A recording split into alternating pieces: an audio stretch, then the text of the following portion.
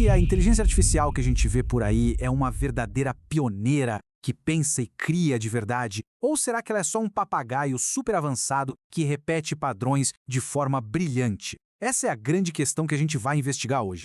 Olha, por um lado, a gente vê IAs criando arte, compondo música, escrevendo códigos, coisas que parecem, sem dúvida, um sinal de inteligência. Mas por outro, tem uma galera que diz que tudo isso não passa de uma ilusão estatística muito bem feita. E aí, vamos entender essa treta? Para começar, vamos dar uma olhada no argumento dos céticos, que veem a IA como uma grande máquina de previsão. Para entender isso, a gente precisa abrir o capô e ver como essa engrenagem realmente funciona por dentro. Basicamente, no coração de um modelo como o GPT, o que existe é um motor estatístico. Ele leu, a internet inteira. Com base nisso, ele não pensa no que vai dizer. Ele calcula, ele aposta qual é a palavra mais provável que deveria vir a seguir numa frase.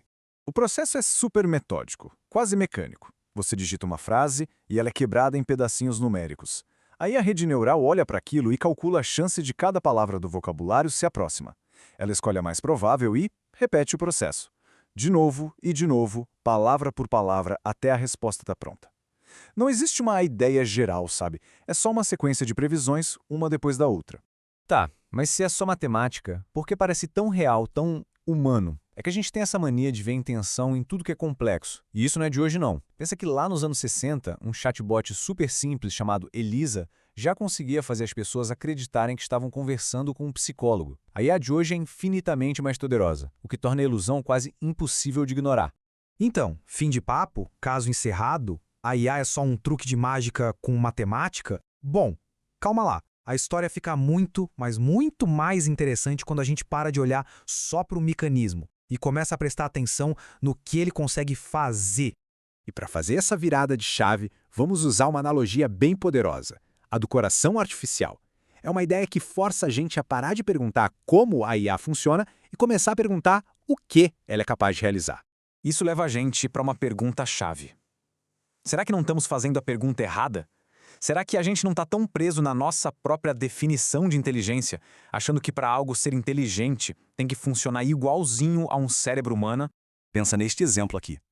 De um lado, um coração biológico, feito de músculo, de tecido vivo.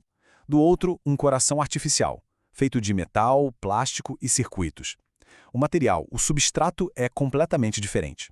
Mas a função é idêntica, bombear sangue pelo corpo. E é por isso que a gente chama de coração artificial. Ninguém fala, mas não é de verdade porque não é de carne. Não, o nome vem da função que ele executa. Na ciência, isso é super comum, as coisas são definidas pelo que elas fazem. Agora, vamos aplicar essa mesma lógica para a inteligência artificial. Se ela é feita de silício e não de neurônios, será que isso importa? Se ela consegue realizar tarefas que a gente considera inteligentes, como aprender, resolver problemas, criar, por que não poderíamos chamá-la de inteligente?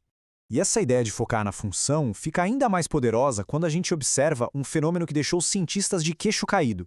Eles chamam de emergência. É aquele momento em que a máquina, de repente, parece que entendeu de verdade alguma coisa.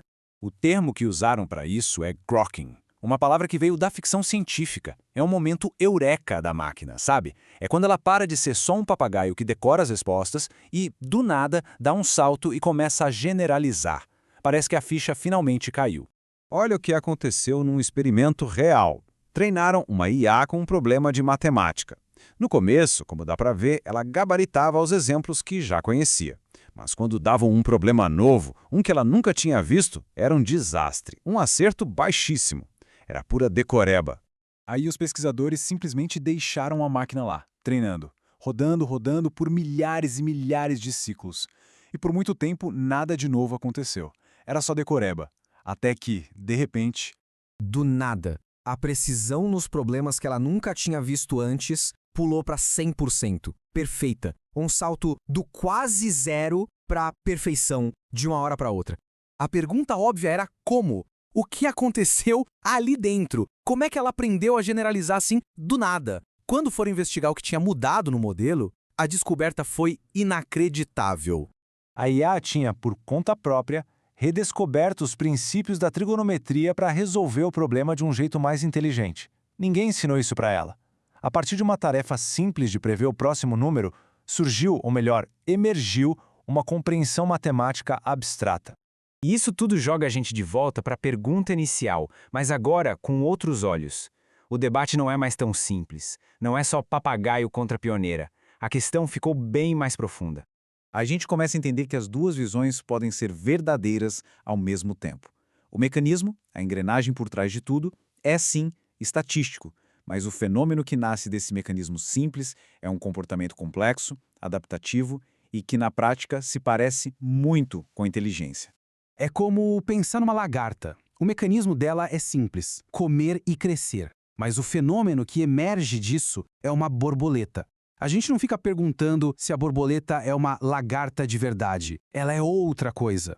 A discussão, então, para de ser sobre é inteligência real ou falsa. A pergunta de $1 milhão passa a ser como é que um sistema estatístico, que só prevê a próxima palavra, dá origem a um fenômeno cognitivo como aprender matemática sozinho. E aí, isso força a gente a se olhar no espelho. E se nosso cérebro também for, no fundo, uma grande máquina de previsão biológica, a fronteira entre o que é simulação e o que é realidade começa a ficar bem embaçada. Com tudo isso, a gente percebe que a pergunta talvez não seja mais se a IA é inteligente. Parece que essa fase já passou. A pergunta que realmente importa agora e que vai definir o nosso futuro com essa tecnologia é: que tipo de inteligência é essa que estamos vendo nascer bem diante dos nossos olhos?